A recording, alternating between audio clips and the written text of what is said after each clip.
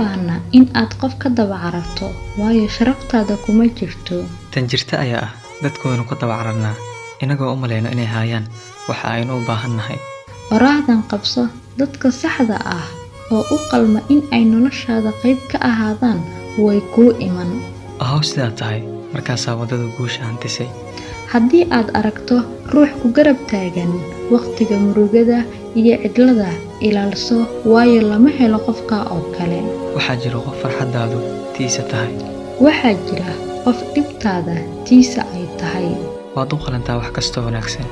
Waxaa jiro 4 xigmad oo nafta muhiim u ah. haye inoo sheeg maxay kala yihiin. Kalsoonida, dulqaad, adkaysi iyo weliba daacadnimo. waaw Nolosha hadday ku niyad jabiso, ha isdhiibin. waayo ma jirto wax fudud adduunkan. Qurux wax lagu farxa ma ahan. hanti wax lagu farxa ma ahan.